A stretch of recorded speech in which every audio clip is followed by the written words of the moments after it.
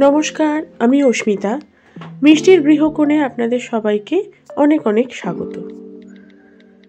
আজ যে ভিডিওটা আপনাদের সামনে দেখাচ্ছি সেটা বেশ কিছুদিন আগেকার।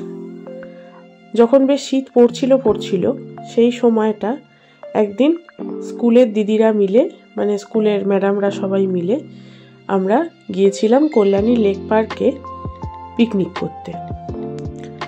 বেশ ঠান্ডা ঠান্ডা ভাব ছিল তখন, আবার খুব মারাত্মক ঠান্ডাও ছিল না। সেই রকমই এক বিকেলে আমরা স্কুল থেকে হাফ ছুটি ছিল, সেদিনকে বেরোবার পথে আমরা গিয়েছিলাম কল্যাণী লেক পার্কে। খাবার অর্ডার করে দিয়েছিলাম একটা স্থানীয় রেস্টুরেন্ট থেকে। সেখান থেকে খাবারগুলো সব কালেক্ট করে আমরা গিয়েছিলাম লেক পার্কে সবাই মিলে আনন্দ করতে। কল্যাণী লেক পার্কটা ভীষণ সুন্দর, আর অনেকটা জায়গা জুড়ে যেহেতু, আর প্রচুর গাছপালা, সেই জন্য পিকনিকের পাশাপাশি হেঁটে বেড়াবার বা ঘুরে বেড়াবারও জায়গা রয়েছে। চাইলে লেকে বোটিংও করা যায়। আমরা আর বোটিং করিনি, আবার একটা টয় ট্রেনও আছে। এর আগের বার যখন আমরা পিকনিক করতে এসেছিলাম তখন আমরা ওই টয় ট্রেনটাতে চড়েছিলাম, কিন্তু এইবারে আর টয় ট্রেনটা চড়া হয়নি। এবারে একটু দেরি হয়ে গেছিল আসলে আমাদের যেতে, সেই জন্য সময়টা একটু কম ছিল। এই দিকটাতে সব এই যে ব্যারিকেড করে করে দিয়েছে, এখানে সব গোলাপ ফুলের চাষ হয়। শীতের সময় তো অরেঞ্জ কালারের গোলাপটা দেখুন কি সুন্দর দেখতে, এক ঝাঁক হয়ে ফুটেছে, পাশে আবার গোলাপি রঙের গোলাপ। আর চারদিকটা জিরাফ, তারপরে সব হাতি, ওই গরিলা, এরকম সব মূর্তি টুর্তি করে সাজানো রয়েছে যাতে বাচ্চাদের ভালো লাগে। আর ওই দিকটাতে একটা ওই মিউজিয়াম মতন রয়েছে, ওইখানে যারা ইন্টারেস্টেড তারা ওইখানটায় গিয়ে কিছু স্মারক টারক দেখতে পারেন। এইখানটা যেমন একটা ডাইনোসর করা রয়েছে। সব মিলিয়ে পরিবেশটা খুব সুন্দর, আর অনেকটা জায়গা জুড়ে যেহেতু লেক পার্কটা, সেই জন্য হেঁটে বেড়াবার পক্ষেও খুব সুন্দর। শীতকালে বিকেলের দিকে এখানে অনেকেই আসেন বেড়াতে, স্থানীয় লোকজন, কলেজ পড়ুয়া ছেলে মেয়েরা অনেকেই বেড়াতে আসে, বাচ্চারাও আসে।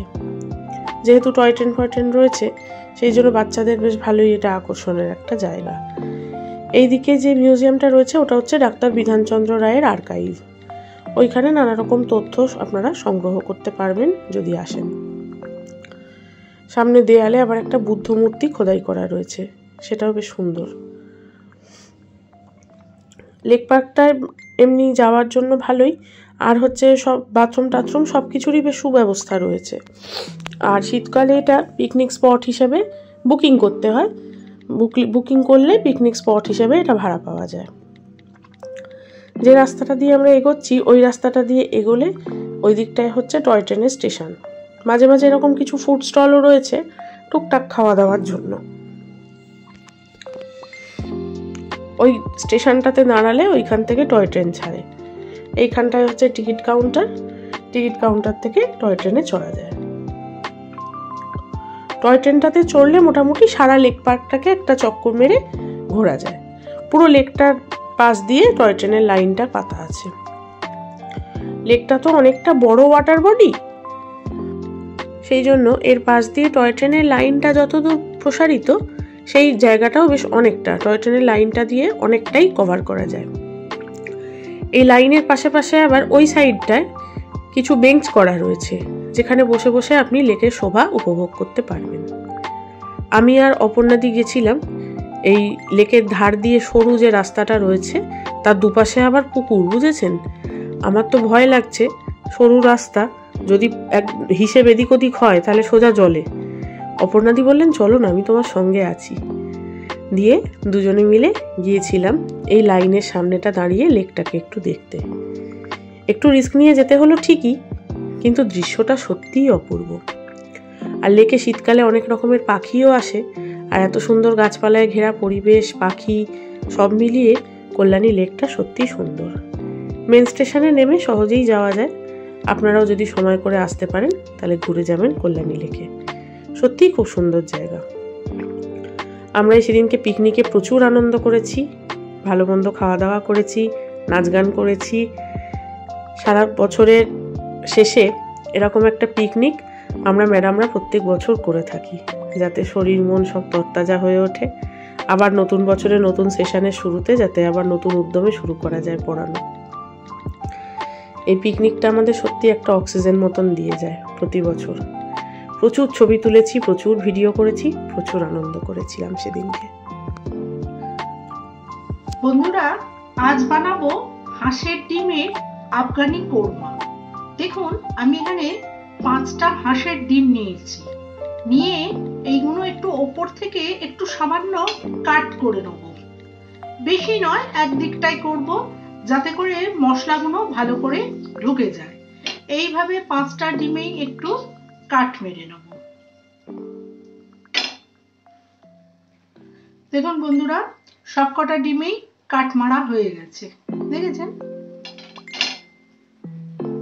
রান্নাটা করতে আমার লাগবে পেঁয়াজ, একটু বড় বড় করেই কুটেছি, 2টো ছোট ছোট পেঁয়াজ।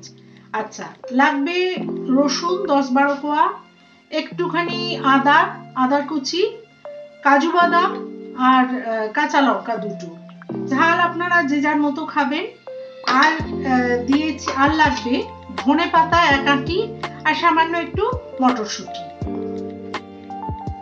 কড়াতে 1 চামচ রিফাইন্ড তেল দিয়েছি। তেলটা একটু গরম হয়ে গেছে। এবারে পেঁয়াজ, রসুন, আদা, কাজু বাদাম, কাঁচা লঙ্কা সব দিয়ে দেবো, দিয়ে হালকা ফ্রাই করব। তার সঙ্গে দেবো কড়াইশুঁটিটাও দিয়ে দেবো, কেননা বন্ধুরা কড়াইশুঁটিটাও সেদ্ধ হতে একটু সময় লাগে। এবারে এটাকে নাড়ব।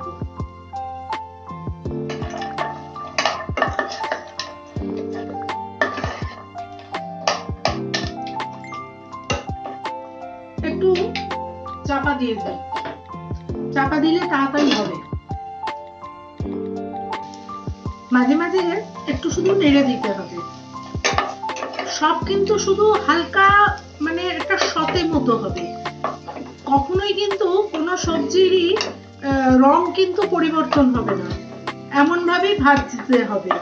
আর গ্যাসটাকে সিমে করে দিতে হবে, সিমে করে করতে হবে।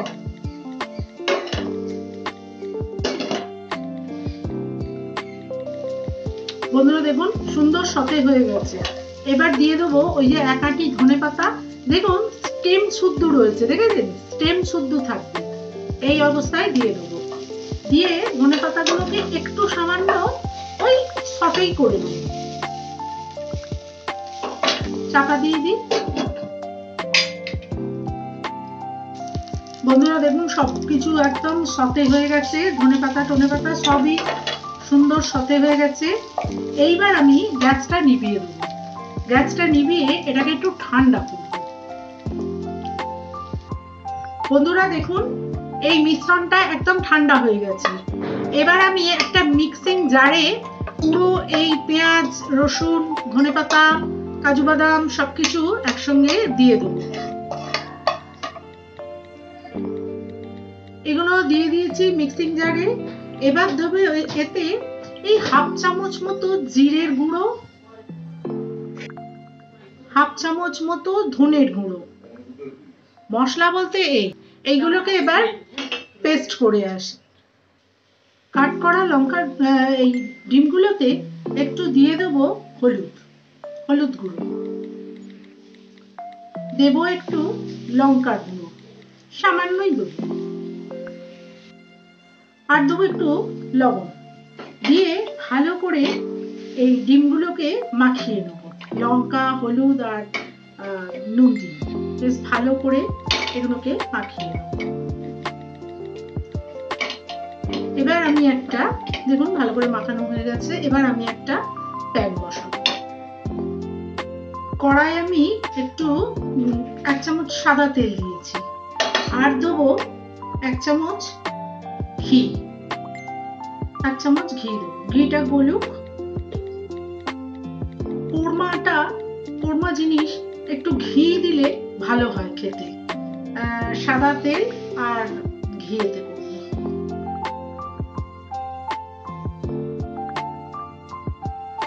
তেল ঘি গরম হয়ে গেছে।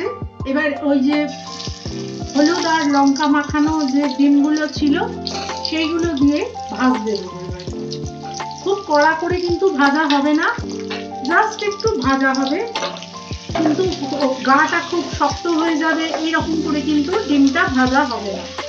খুব হালকা হাতে ভেজে এটাকে তুলে নেব। একটু চাপা দিয়ে দিই, তাড়াতাড়ি হবে। ডিমগুলো ভাজা হয়ে গেছে দেখুন বন্ধুরা। এবার ডিমগুলোকে আস্তে আস্তে তুলে নেব। ডিমগুলোকে একটা একটা করে তুলে নেব। এইবার দেবো একটুখানি থেতো করা গোটা গরম মশলা। গোটা গরম মশলা সুন্দর গন্ধ বেরোক, গোটা গরম মশলা দিয়েছি। দিয়ে তেলের সঙ্গে ভালো করে একটুখানি নেড়ে চেড়ে মিশিয়ে নেব। ইচ্ছে করলে একটা তেজপাতাও দেওয়া যেতে পারে, তবে কিন্তু আফগান কোরমা তো তেজপাতাটা দিলাম না। এবার দেবো পেস্ট করা পেঁয়াজ, ওই আদা, সমস্ত কিছু পেস্টটা দিয়ে দেবো।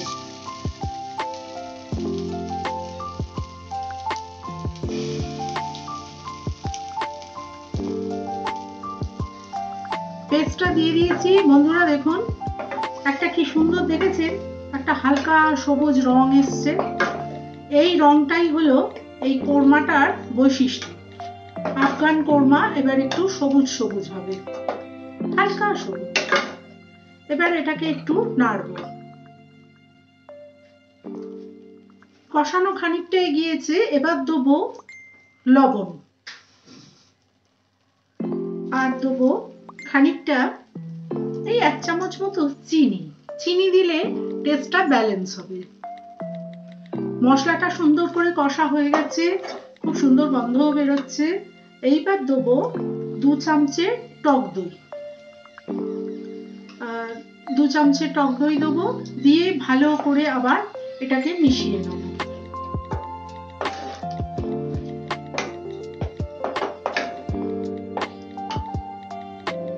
মোটামুটি দইটাও মিশে গেছে। এবার এই একটু মিক্সি ধোয়া জল একটু দিয়ে দেবো, দিয়ে পুরো মিশ্রণটাকে 2 মিনিট ফুটিয়ে নেব। জিনিসটা দেখুন বন্ধুরা, গ্রেভিটা ফুটছে। এইবার আমি আস্তে করে এবার এই ডিমগুলোকে এর মধ্যে দিয়ে এই 2 মিনিট মতো রাখবো। 2 মিনিট মতো রাখলেই হবে। একটু গ্রেভিতে একটুখানি মাখিয়ে নেবো, যাতে করে গ্রেভির যে রসটা সেটা এই নুন মিষ্টিটা যাতে কাট করা অংশগুলো দিয়ে ভেতরে ঢুকে যায়, তাহলেই রেডি হয়ে যাবে। 2 মিনিট একটু চাপা দিয়ে রাখতে হবে।